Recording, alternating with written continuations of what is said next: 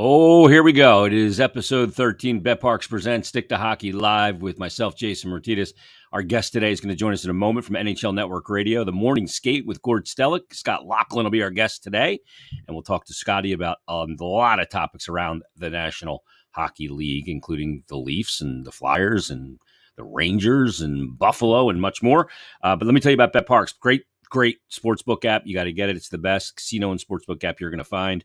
The hockey boost did not hit this. The Broad Street boost did not hit in the Leaf game on Wednesday night. Flyers only scored in 2 periods of that game, not all 3 to get you that plus 500. So sorry about that. Not that I can do anything about it, but check out our weekly boost. Will be every Wednesday. We've hit the first 2 and then missed the last one. And right now, all BetParks users, by using the promo code JASON750, JASON 750, can get a risk-free bet up to $750. Again, new and existing users, and terms and conditions do apply. So download the BetParks app today. Same game parlays, live in-game betting, player performances, exact score, first score, you name it. It's all there for you on all the different sports. So download the app today. You do need to be over 21, present in Pennsylvania or New Jersey. Gambling problem, call 1-800-GAMBLER. Also, the great people at Conquerville Subaru. Conquerville cares, not just a saying, it's what they live by. They were the first Subaru Nation Love Promise Dealer of the Year winner back in 2015. They've adopted 15 classrooms in the at Marcus Hook Elementary School, 8 years supporting Nemours Children's Hospital of Delaware. Great stuff that they do in the community, continuing with the donation of thousands of coats to La Humanidad Hispania in Kennett Square. They've done that for 10 years, and they continue it as well. Visit the showroom on Route 202 in Glen Mills. Beautiful showroom. Check out their certified pre-owned inventory, a list of incoming Subaru vehicles, and it's more than a dealership. Also get a great service department, free car wash with every visit. So visit ConquervilleSubaru.com. And again, check out the showroom on Route 202 in Glen Mills this weekend. And remember, Conquerville cares. Let's get to him right now from Sirius XM NHL Network Radio. He does the morning skate along with Gord Stellick every Monday through Friday, bright and early. He is a former mullet wearer and a proprietor of great music. We see eye to eye in that fashion. There he is. It is Scotty Laughlin. Scott, how are you? I'm doing well, Jason. Yourself? I'm doing great, man. How's the show been? It's going well. It's going real well. As you know, the challenge usually with morning radio is first off getting out of bed on time and the whole bit. With our new studio being built and completed in downtown Toronto as well, that's added an extra little carrot to us each and every day to get going. And we're there once or twice a week, still working from home like we are here today too. So kind of have the best of both worlds in a bit of a hybrid situation too, as we come out of what we endured for a couple of years running. So as I always tell people, I mean, you know, we work hard to put ourselves into this position to do what we do. But at the end of the day, we're talking hockey for a living, and there's nothing that beats that. Yeah, you know, Scotty, that if there were a hiring for your job, the line would be incredibly long of people wanting it. Yeah, I used to think about that too, Jason. I'd be in the Leafs dressing room back in the day, and I'd be standing there in front of Matt Sundin with a microphone in front of him. And I used to say to myself, there'd be about 1 million people across Canada, a couple of million across North America that would want to jump into my shoes right now to be talking with Matt Sundin on the spot here. And it's something I never have ever taken for granted. But that being said, like I said, Jason, we've put the work in. There's a certain amount of know-how that sometimes you and I even take for granted as to what we do on a daily basis. But, you know, ultimately, we've worked hard to do this and to put ourselves in this position. I knew what I wanted to do from the age of 12 onwards. I was in junior high school in grade 7, and I realized, Jason, you know what? I'm playing hockey, and I'm good, but I'm not that good. I mean, I'm not going to be able to realize the dream of becoming a National Hockey League player anytime soon. And so I thought to myself, look, I mean, I've been a sports fan since the age of 5, watching anything and everything on television. And I said to myself, if I can't be a player in the National Hockey League, maybe the next best thing would be to set out to be a sports broadcaster, to broadcast in and around the NHL at some point. And sure enough, since the age of 12, I mean, I set out with that goal. And, you know, thankfully, starting in 1992, right up until this very day, 30 years later, I'm still doing what I love. Yeah, you know, the crazy part about that is our paths were different. I entered via rock radio and went to spoken word 24 years ago, but I started my radio career in 1992 as well. It's been 30 years that we've been doing this. And there's a lot of people that always say, I see it on social media, oh, I could do it what he does. He just talks about hockey. Well, It's not about knowing a Not that guy's easy. stats and all that Yeah. stuff. It's about being able to deliver compelling conversation on a daily basis for multiple hours, and it is Yeah. not easy. Well, I tell you It is what, not. Jason, back in 1991, when I was going to radio college at Humber College in Toronto, they told us, and they probably put you through this at some point too, even though you came up as a DJ and in music and such. When you get into announcing at any stage, you have to go through things like this. But back in 1991, we were given a homework assignment. And back then we used the cassette recorder, of course, and you take a cassette home. And our announce teacher or professor, if you will, said to us, I want you to go home tonight and I want you to press record and I want you to ad lib for 60 seconds. Okay, so it doesn't sound like it's difficult, right? Yeah. You go home, you press record, and you could talk about anything that you wanted to. You could talk about music, you could talk about current events, you could talk about sports, whatever made you feel comfortable. Plus, play and record and talk for 60 seconds, ad lib. You would be amazed how difficult that is. Yeah. And I would defy anybody out there that thinks, hey, I can be that radio broadcaster, to go and press record, talk to yourself for 60 seconds. You're not reading anything. You're not seeing anything. It's all coming from up here. And I want you to speak fluidly. I want you to speak without any ums, ahs, like, et cetera, et cetera. You'd be amazed how difficult it is. And even for me in 1991, just getting started, it was difficult to put together a 1-minute ad lib. Yep. Now I can go on the air for 12 or 13 minutes and talk to myself about the night before in the National Hockey League and not miss a beat. But back then, and 30 some odd years ago, Jason, it's very, very difficult to get your mind around the fact that you could do something like that. Yeah, I have some old air checks that I listen to, and I'm like, oh my God, why did I say this? Voice like way that? up here. Right? Yeah. Voice way up here, about to reach puberty. Yeah, no doubt. Trying to sound like everybody you're not, but eventually you just got to be who you are. And once you become authentic, that's when you start to reach a really good area. Because you got to be who you are. You can have influences, but you got to be yourself. You can't be a phony. And that's why I've always loved your program. And you have a lot of broadcast structure too, which I have as well, because of the way we came up. But let's talk about the NHL. Let's talk about what we came here to talk about in some hockey, Scotty, because the game the other night in Toronto with the Flyers and the Leafs has gotten a lot of pub after the game because of what took place with Austin Matthews and Travis Konechny. And I know Rupper, who appears on your station quite a bit on NHL Network Radio, put out a video on social media and with his disgust basically about the situation and the way that Austin Matthews handled it. I didn't like it either. I don't like the showboating in a 5-2 game. I'm not one of those get off my yard guys, but he never answered the call. He had like the mitten things on that keep your gloves attached to your jacket and just seemed unwilling to even engage a guy that was much smaller than him. I don't want him fighting, but geez, he couldn't have come off worse to me in that situation. And I love the player. Well, look, we talked to Rick Tocchet on our show this morning, and of course, Rick is always going to be beloved in Philadelphia for obvious reasons too. And I said to Rick, I know it's changed. The game has changed to such a point, I think, Jason, where guys like that are just not expected to answer, and that's okay, I guess, in today's day and age. As you know, decades ago, back when Rick was playing and others, you did something, that you kind of stood up for. You'd have to defend it. You think back even, and I referenced Wayne Gretzky fighting Neil Broughton way back when. Gretzky fighting Neil Broughton, right? Mario at times literally had guys that were draped all over him. And I remember him going and getting into it with Kelly Miller for the Washington Capitals, who could be a thorn in his side at the best and worst at times for sure. You look at McDavid in junior hockey, he fought. Unfortunately, he broke his hand when he fought, and that's kind of where we're at, right? So it didn't surprise me to see that he didn't fight, because that's kind of the way things are now. The Stars just don't have to do that anymore, I guess. And that's, again, another indication as to how it's all changed. We saw Michael Bunting come in to intercept. We saw Mark Giordano, who's been a captain at a couple of different stops along the way. He was another guy that jumped in there with Konechny and such too. So I just think we just have to accept it. The game has changed to a certain point where Stars just don't do that sort of thing anymore. And if they do it, I guess the other players have to be accountable for why they didn't intercept. Sheldon Keefe, for his part afterwards, said he liked the way that guys stood up for Austin Matthews, but it's a different time. There's no doubt. I mean, the days of Gretzky or even Sidney Crosby used to have a couple of tussles with guys like Andrew Ferentz over the years, right? Like every once in a while, you kind of do have to stand up for yourself. But the game has changed to a certain point where now you can defend the fact that AM34 didn't answer it. Yeah.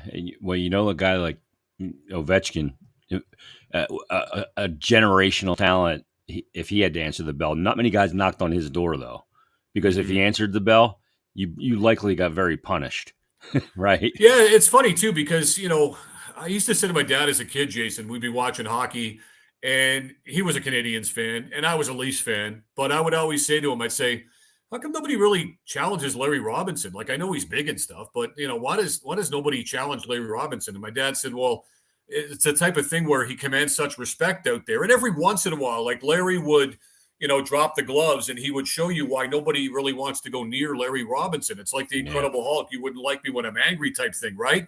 Yeah. And we saw it. Mike Milbury dropped the gloves with him, Larry Robinson in the 84 playoff series. And, Milbury basically had his lunch served up to him. Flyers fans would remember, if you're old enough, obviously in 76 in the Cup final and Larry Robinson standing up to the hammer Dave Schultz and all that entailed and such and what that meant to that particular series too. So there are certain guys where, you stand up for yourself and you garner such a reputation that you carve out a little bit more space out there on the ice. Sometimes I wonder, and again, I know it's changed and that's what I'm acknowledging here, but I just wonder if you maybe stand up for yourself once or twice, if maybe that sends a message throughout the league, like, yeah, I know the guy's a star, but you don't want to push him too far because he can stand up for himself and fight his own battles. So, again, it's that kind of what we're talking about here, just the push and pull and how the game's changed over the decades that we're talking about and just discussing here today. Yeah, and you look at Matthews, too. I mean, he is a hoss. He is a big boy, you know? Yeah, and look, we talk about power forwards, and I talk about having Rick Tocchet on the show with us this morning. Jason, the definition of a power forward, right, is different than it used to be, right? Like power forwards like Rick Tocchet and Gary Roberts and Cam Neely and players like that. Wendell Clark, pound for pound, one of the toughest guys you'd ever want to face, even though he wasn't 230. Those were the power forwards that we grew up on. Yeah. Now the power forwards are guys like Austin Matthews who drive play by going hard to the net, but they don't necessarily have to back it up in terms of fisticuffs and things of that nature. So it is what it is. It's a different game entirely. I think the last of that breed was Milan Lucic. Yeah, you're right. Could score, so big and strong. I mean, geez. Absolutely. Yep. I wouldn't. That's one bear I would not get in the ring with, man. He's as thick as he is wide. It's unbelievable. The Leafs right now, Scott, they had that road trip. They lose 4 or 5. They've lost to 3 of the worst teams in the league in Arizona, Anaheim, and San Jose here early in the season. And I know it gets real noisy real fast in Toronto. And they had a slow start last year, but ultimately what really is going to end up mattering is the playoffs. But there seems to be, the way the team is structured, the way the team is built, it is a flawed team. On the back end especially, goaltending could turn out to be that. We'll see how Samsonov does, and obviously the health of Matt Murray. But do you expect any changes to be made there this season? I'm not talking general manager or coach. That'll be decided based on play. Yeah. But roster changes to change the makeup of the group. Well, we'll have to see, how banged up Jake Muzzin is here, I think, over the long haul to figure out whether or not they have to make a move there. Now, they're going to get Timothy Liljegren back into their lineup coming up tomorrow night, so that's a great return for him. Samsonov has been good in goal. Like Matt Murray, surprise, Jason, he got hurt again. So he's on the outside looking in, at least for the time being. Samsonov, I think, who signed a 1-year, $1.8 million prove-it-to-me contract, I think has been real solid for them so far in goal. I think ultimately, defensively, they need a little bit more help. Can they find the wiggle room within the cap itself to find that coming up on or before March 3rd? That remains to be seen. Look, up front, the team hasn't necessarily had a great season in terms of putting the puck in the net. But having said that, they broke out to a certain extent against Philadelphia a couple of nights ago. We'll see if they can discover that form. Tavares was outstanding, obviously, against the Flyers, going back to what he did. Just kind of reminding you that he's a little bit longer in the tooth, but this is a guy I think is going to be a Hall of Famer someday. I know Islanders fans might take some umbrage to that he hasn't won anything as far as playoff success and things of that nature. I think ultimately he'll be making a speech at the Hockey Hall of Fame down the road. But the reality is I think that they've got pieces in place. And we're talking about the cap. We're talking about the roster makeup. We're talking about production or lack thereof, Jason. I think ultimately, it comes down to, has this team figured it out? They've had 4 or 5 years now with this particular group where they haven't been able to escape the first round of the Stanley Cup playoffs. We've often heard with teams, well, you have to learn how to lose before you can learn how to win. I got news for you, Jason. Sometimes teams just don't figure it out, right? And now or they become an expert in losing. Yeah, have they learned enough to escape the first round? Like if they lose in the first round again, I think all bets are off. I think wholesale changes could be coming behind the bench, even in the front office, and you wonder where this is all going to end up. We make note of the recent fact that on the Cam and Strick podcast out of St. Louis, it was Barry Trotz talking about how it'd be nice to coach an original 6 team one day, especially one in Canada. And then you cross off the list and you're wondering, okay, by process of elimination, I think we're looking at Toronto. And maybe if he's still around coming up in the springtime and the Leafs flame out in the first round again and can't get out of it, you wonder if that's a combination and go into the future where he could be a head coach or a general manager, because ultimately he probably wants to end up in the front office someplace, somewhere as well. So I think that we look at this team, it's a talented team. Deep down, do they have it within themselves? Do they have the intangibles and the makeup with that roster to escape the first round and to make a long anticipated run in the Stanley Cup playoffs? I think the jury's still in doubt right now when it comes to that question. One thing I've brought up on several occasions is the Flyers are in need of high-end talent. Usually you have to draft that talent to get it and develop it. But Mitch Marner is a guy that I keep citing that if the failures continue there, that he would be a target of mine, because I just don't know that. I think that maybe there's been too much scar tissue there where it may be better for the player and the organization to move him on. He's a talented player. He can do so much, PK, power play, dynamic offensive abilities, all of it. But maybe there's just too much scar tissue there. Is that something that you could see playing out? He would be the likely man that would get you the best return for the team? Yeah, I've talked, Jason, too, going back to how they flamed out last season in the playoffs. I've talked about William Nylander. Like, to me, he's a talented guy. He's going to get you 30 goals. He's going to get you 70, 75 points. But he would have been the guy that I would have already moved out. And I said that at the end of the playoffs last season. Detractors, cynics of what I'm saying would say, well, he's not killing your cap for, what he provides for the salary he's paid. You're getting some good stuff from William Nylander. For me, he's just a little bit too inconsistent still. He's the type of guy that, again, at the end of the day, will have the numbers. I want to see more of a presence on a game-in, game-out basis. But ultimately, what you're talking about with Marner is a guy who's a 90 to 100-point guy that, as you say, can affect the game in so many different ways. Does he make a lot of money? Sure he does.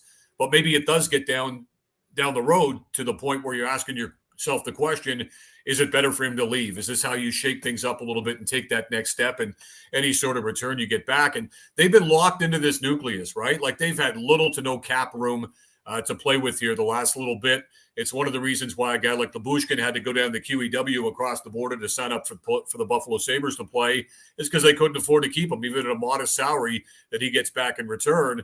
So, look, I think if they don't get it done at playoff time in the first round, especially at the very least, I think you're looking at changes to this roster, again, behind the bench in the front office, whatever that's going to entail, because not making it past the first round of the playoffs is just unacceptable for a team that's spent all this money on this roster.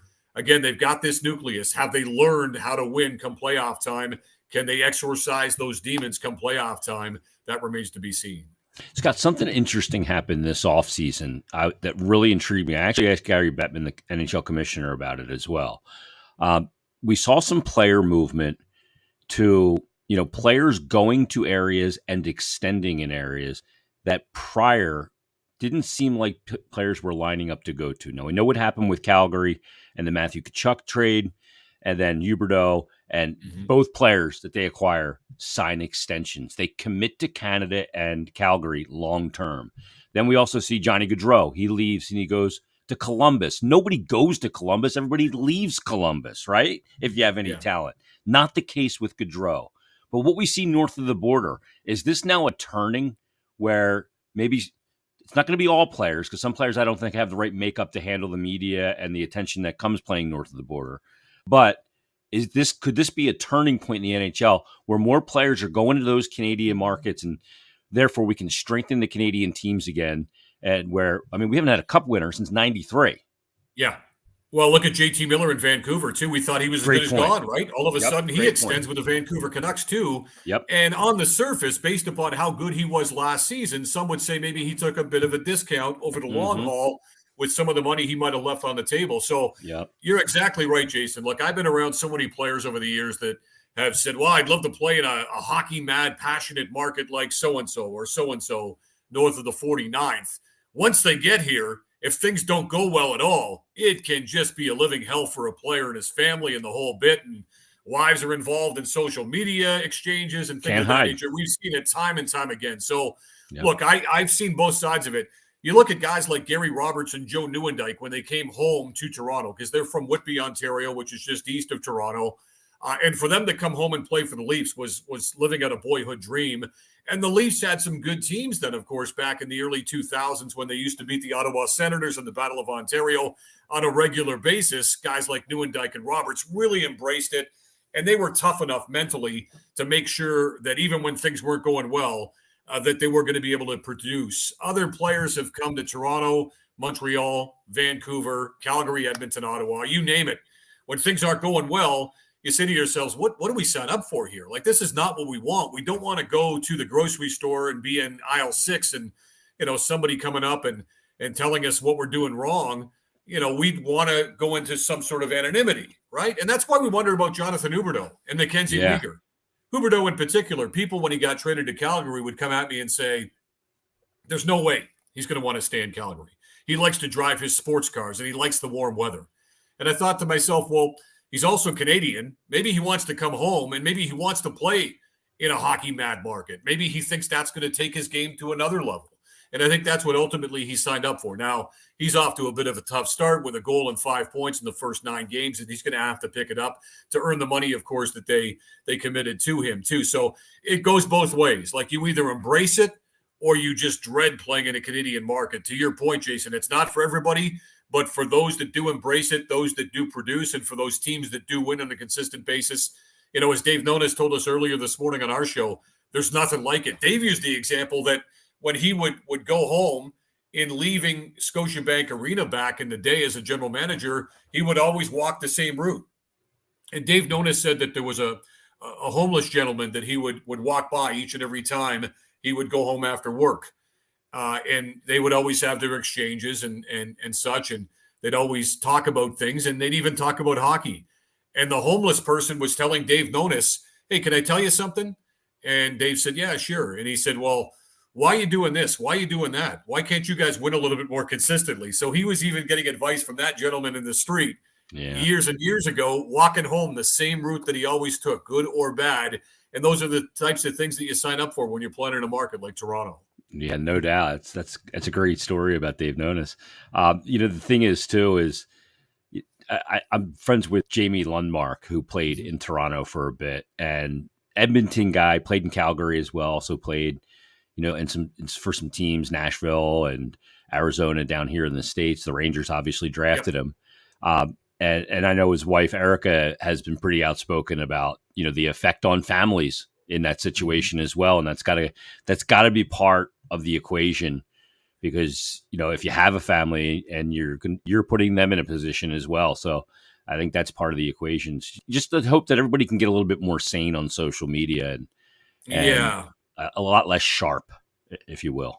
Yeah, and by the way, I can't think Jamie Lundmark without thinking Pavel Brendel, right? They each came into the Rangers situation at the same time with so many expectations and such for a tough time for the Rangers. But yeah, you're right. I don't know about you, Jason. I mean, you've been around sports for decades now, like I have. If I was an athlete in this day and age, I would be as far away from social media as I possibly could be. Yeah. I wouldn't be, KD 35. I wouldn't be out there and engaging back and forth with fans and such. I would want to block that out as much as possible. Speaking of Mitch Marner, he said that recently too when the Leafs got back from their Western road trip that certainly didn't go well, and he got benched for a shift or two and smashed a stick and the whole bit. He was saying that he's off social media. He just couldn't take it. When things aren't going well, it's probably the last place you'd want to be. I would get off it entirely. I really would. I don't know how the younger generation gets into that sort of thing because there's no win-win in being in social media, I don't think. And again, when players get criticized and why start getting involved and kids get involved and such. It gets real ugly. So for me, I would be as far away from social media as a professional athlete in this day and age as I possibly could be. Yeah, I was I conversed quite a bit with Claude Giroux when he was here, Mm-hmm. and I knew it was really bothering him at one point. This is about 3 years ago, early in his season, and I was texting with him, and he was at the end of his rope with it, and I said to him, I said, dude, here's the deal. If would you seek out these critical people's advice on the game? Mm-hmm. And he said no. And I said, then don't give their any opinion any validity in your mind. If you're not going to seek their counsel on the subject, don't let their criticism. And he's like, it's a great way of thinking about it and putting it. But it's hard to do. It's human nature too to know what are people saying about me, even if you're a pro athlete. It's tough. And you're right. You just got to stay off it because it's a fucking cesspool. It's just brutal. Yeah, it really is. And look, again, you'd better be prepared to have the criticism come along with all the accolades, right? You're going to get the Yep. good and you're going to get the bad. And if you're going to get the bad, you better have a thick enough skin to deal with it. Otherwise, it's just going to break you down mentally, no question. Yeah, for sure. Let me ask you about the Flyers with John Tortorella. Obviously, they're bereft of talent right now, high-end talent. No Couturier, no Atkinson. You've got all these injuries again. But Torts comes in, and Scotty, when he comes in, there's this notion that he's going to bring a team right to being, knocking on the door to get in. Year one, in all the places he's been, that's not been the case. He comes in, and I think it's an assessment period to see who's going to be on board with what he's going to need going forward. Because after year one, every team he's had, he's gone to the playoffs a minimum of 4 straight years after that with an arc. What have you thought of Torts so far as the bench boss of the Flyers? I think he's gotten as much out of that roster as you possibly can at this point, Jason. There's no question in my mind that that's the case. It's not a deep roster, as we know, especially given the injuries that you alluded to. So I think that and I've used the phrase sucking blood from a stone, like he's getting as much out of this team as he possibly can. At the very least, if you play for John, and players will tell you this, bring the work boots, right? If you don't bring the effort, you're going to sit. And if you're having a tough night, as Konechny and Hayes found out in that third period, just over a week ago, I guess it was. And boy, have they responded well, to their credit. They acknowledged that they didn't play well. They kind of deserved it. They responded accordingly. I thought that Kevin Hayes might have been the best Flyer in that loss in New York. And then the very next night, I thought Konechny was probably the best Flyer in that loss at Toronto too. So those two guys have been their best forwards so far. And I think they responded accordingly. And if you're going to bring the effort, you'll play for John Tortorella, even Kiefer Bellows being brought in here. And boy, I hope he pans out, right? Just because of the bloodlines, because of the pedigree he came in with, kind of got lost in the shuffle with the Islanders.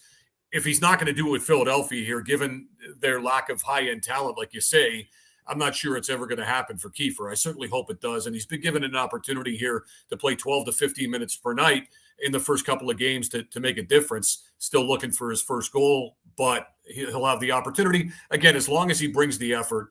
I think, if Philadelphia is going to remain competitive, I think that a number of things have to happen. Number one, because you don't have a high-end roster, bereft of all kinds of high-end talent, you need to play structured defensively.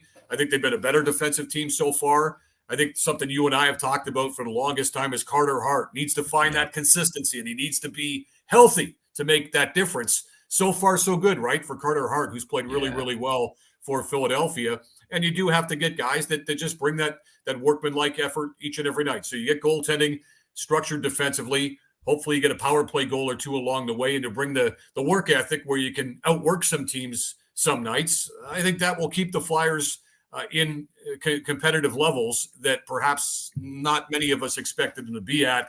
Because before the season began, you thought Arizona, Chicago, Montreal, and Philadelphia might be in the mix for a Connor Bedard down the road.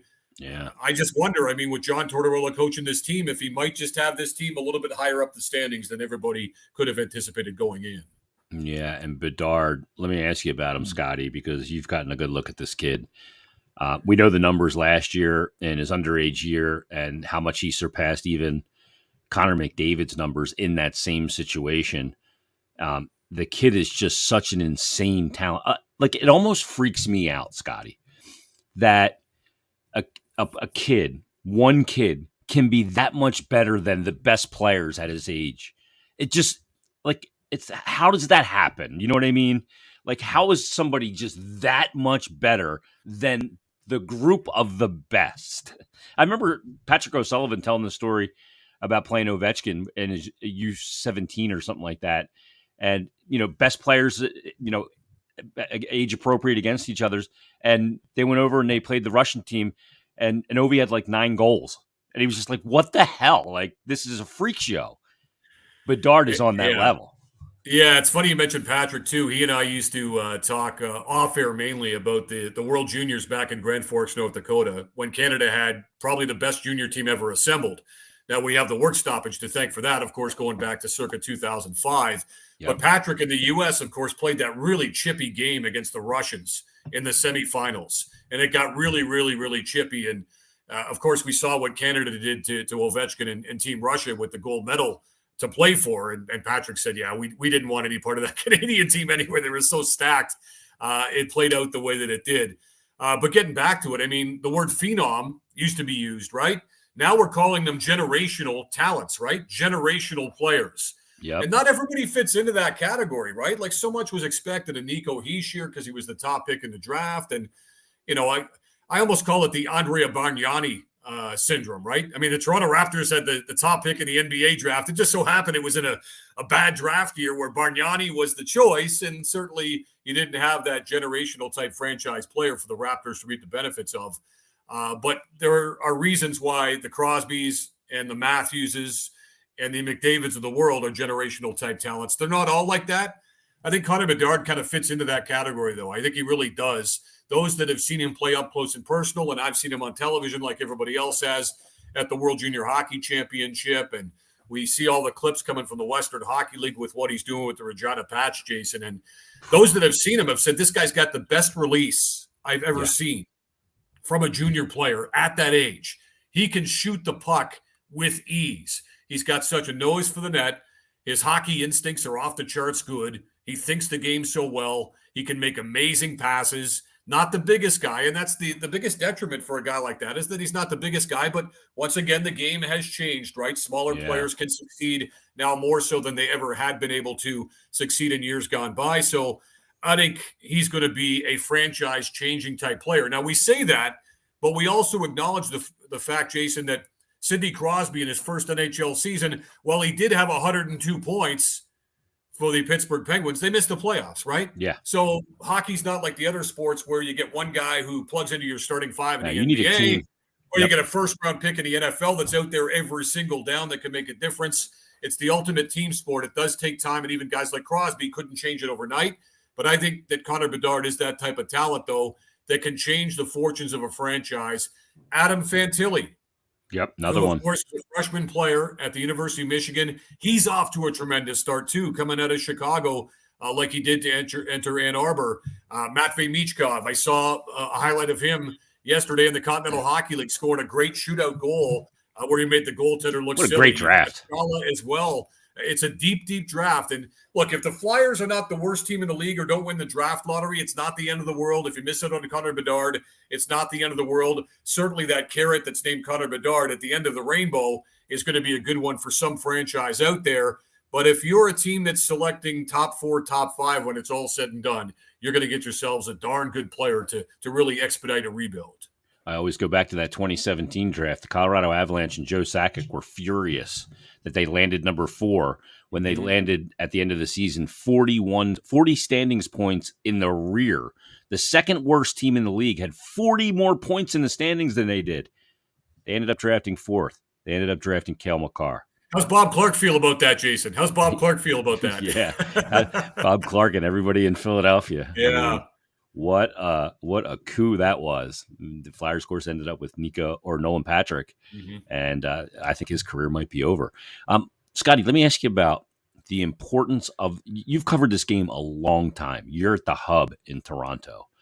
The Flyers are an important organization to the NHL because people around the globe are not ambivalent on the way they feel about the Flyers. They're either loved or they're hated. There's very little middle ground here. And that's good. That's a polarizing team.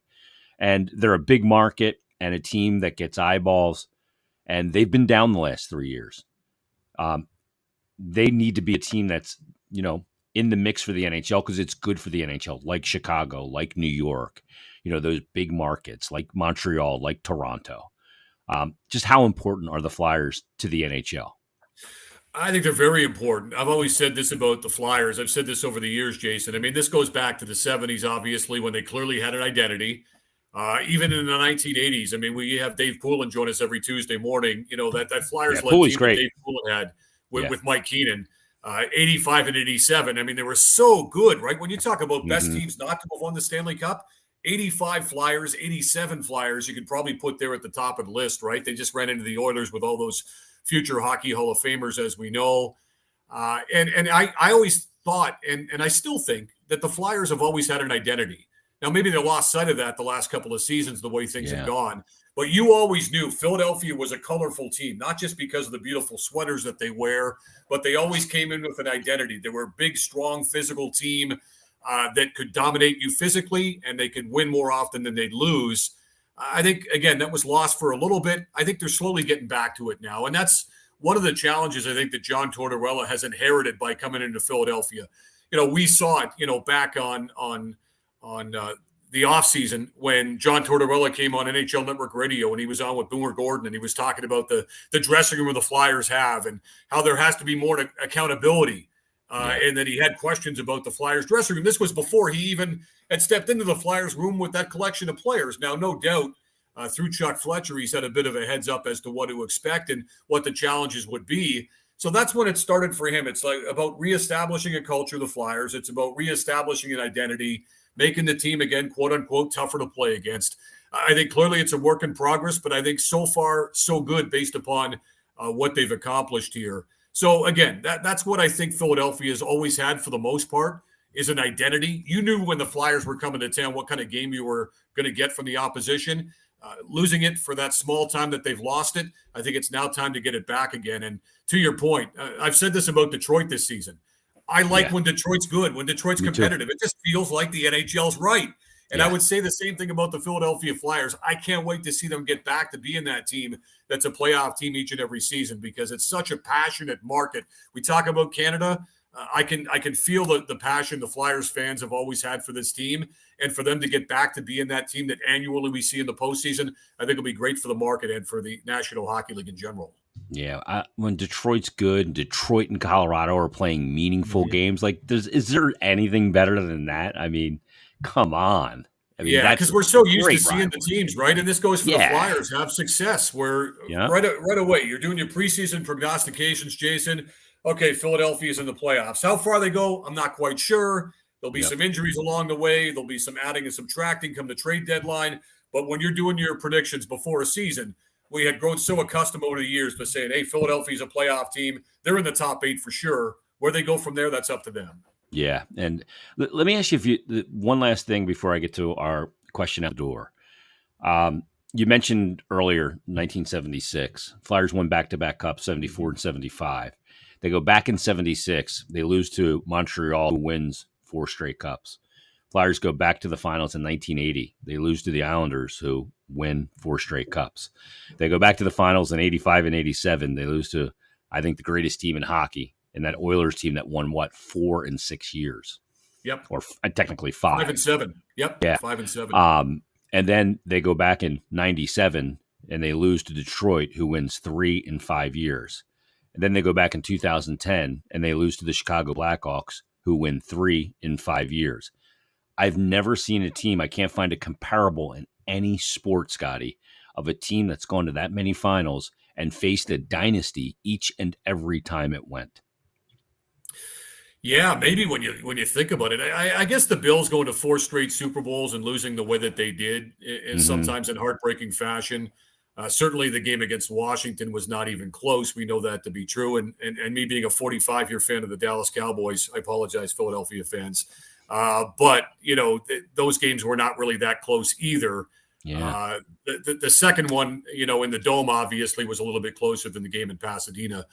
But, yeah, I think that's the only comparison they could draw in the fact that, they were making these runs, but coming up against a team that was just that much better. And that's what I've often wondered, too, like I said, Jason, the best teams to have never won the Stanley Cup. Like, that's a discussion for an entire hour somewhere for somebody to kind of kick around and discuss a little bit. Yeah. Like I look at Philadelphia in 85 and 87. I also look at those Caps teams that were emerging back in the 1980s, right? With David Poyle and Brian Murray putting those pieces together.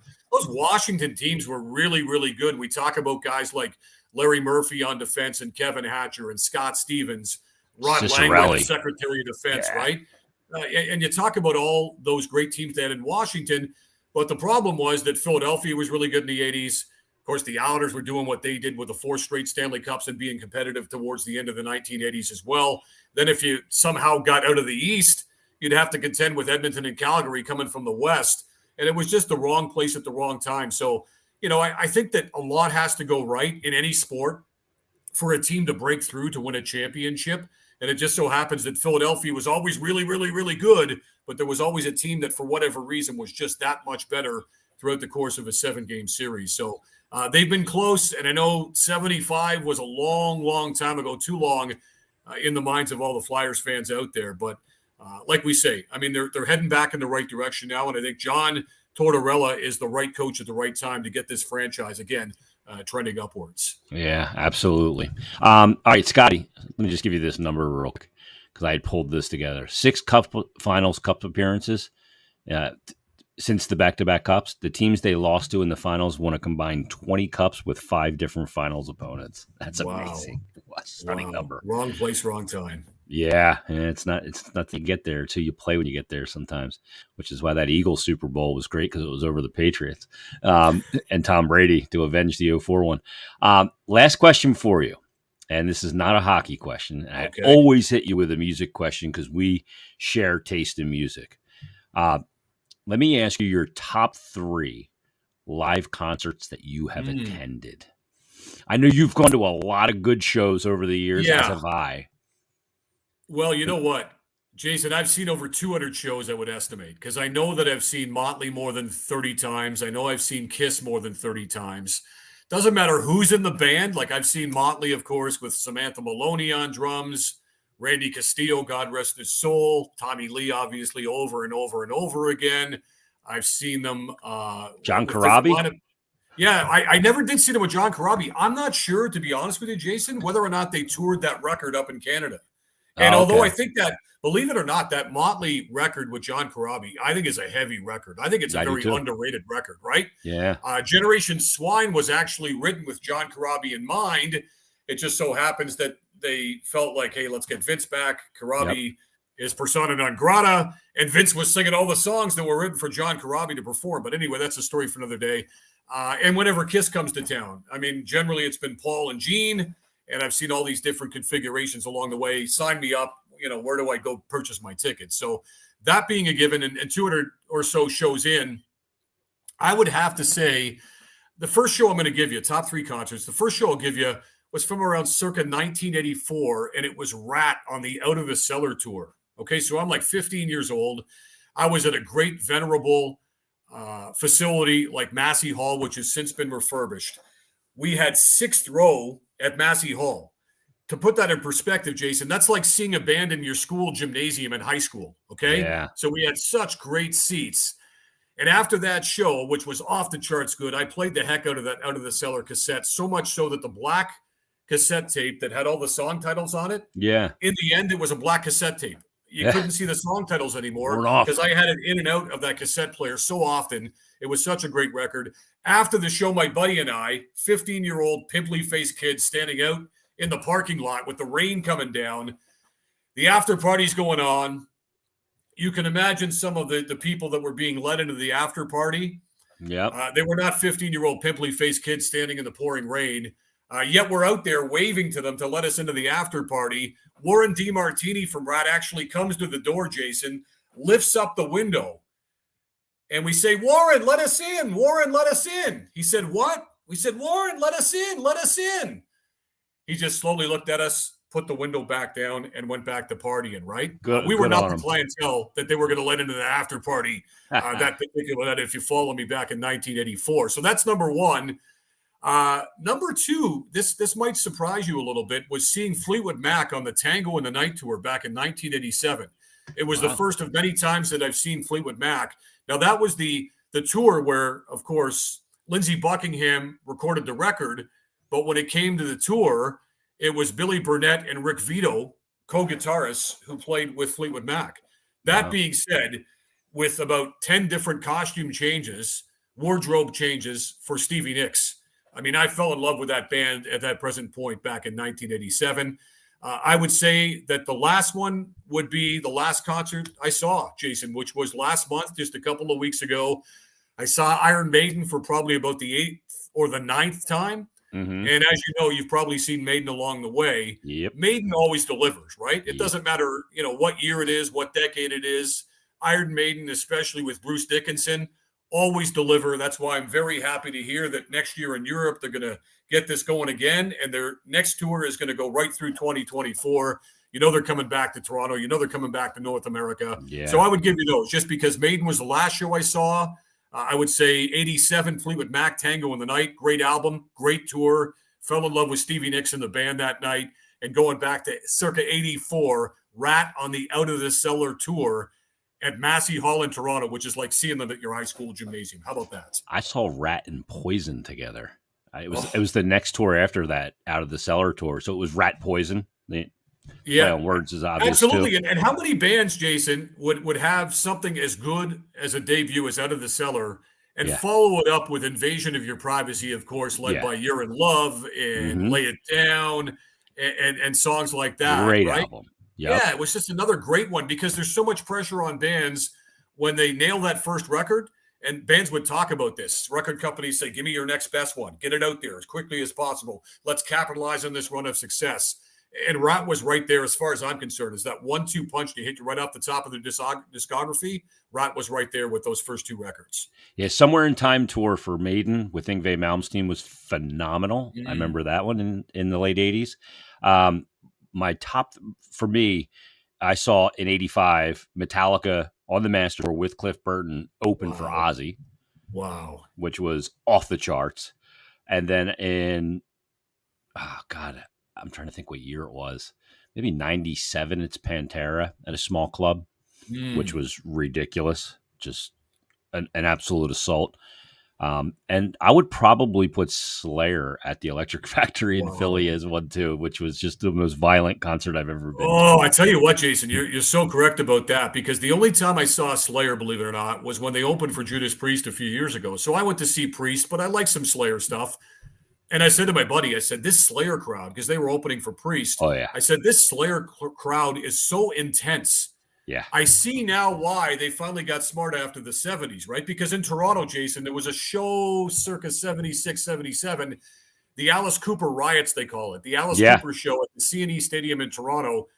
Alice couldn't perform that night, had no voice, whatever the case may be. He was battling some demons back then, as we know.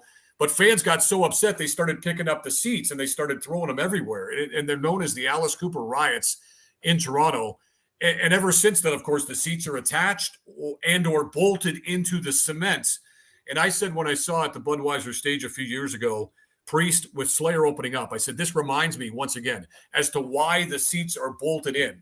Because I said to myself, if those seats are loose, this Slayer crowd is going to throw them to Mississauga, which is about a half hour outside of Toronto. Yeah. It was going to get that rowdy. That crowd was that passionate and that intense.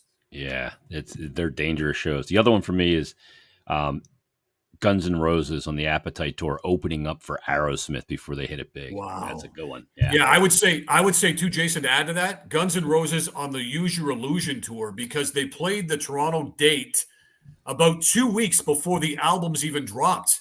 Oh, so while they were playing a lot of stuff from Appetite, obviously, probably the entire album, before Use Your Illusion 1 and 2 were even released, they played Toronto. So they were playing tracks like Live and Let Die, obviously, the Paul McCartney remake. They were playing tracks. November Rain that people had never even heard before. And you're like, okay, this is kind of cool. Those are epic songs, too. But it was really strange to hear a band performing those great songs, as great as they turned out to be, weeks before we even had heard them via the discs that eventually got released. Wow, that's great. That's a great story. Scotty, thanks for doing this, man. You can follow Scott on Twitter at LachlanSXM. You can hear him Monday through Friday. What time do you start? 7? Gord and Lipa and Mataraz are on at 7 a.m. Eastern each and every morning. I join in an hour later. I go an hour later than they would as well. Gord's on till 10 in the morning. I'm on till 11 in the morning. And Mike Johnson, as you know, most often and not, is with me in the 10 o'clock Eastern hour. So 8 to 11 for me each and every morning. The NHL Morning Skate, 7 to 11 on Sirius XM NHL Network Radio. You guys do great work. I listen all the time. If I'm not up that early, I go on demand and listen to the segments. And I always have loved your work, Scotty, as you know, back from when you were doing the power play and all these years. I always appreciate you coming on. Thanks for doing this, man. Have a great weekend. Have a great season, and we'll talk soon. All right. Look forward to it. Thanks for having me again, Jason. There he is, Scott Laughlin from NHL Network Radio. One of my favorite guys in the business. I've always liked Scott, the way he handles himself like a true professional. So I appreciate him coming on. Let me tell you real quick about Bet Parks. Bet Parks, great sportsbook app. Now's the time to get it. All the hockey action, all the baseball, the football, you name it. Get in your action. Easy to sign up, easy to use. And right now, use that $750 risk-free bet just by using promo code Jason750. Download the BetParks app today. You need to be over 21 and present in Pennsylvania or New Jersey. Gambling problem, call 1-800-GAMBLER. And also stop by Conquerville Subaru this week on Route 202 in Glen Mills, or visit ConquervilleSubaru.com. Check out a list of their incoming vehicles or their great certified pre-owned inventory, and enjoy a great dealership, beautiful dealership on Route 202 in Glen Mills. And remember, Conquerville cares. Everybody, thanks for listening. Thanks for watching. Have a great weekend. We'll talk to you next week on Bet Parks Presents Stick to Hockey Live.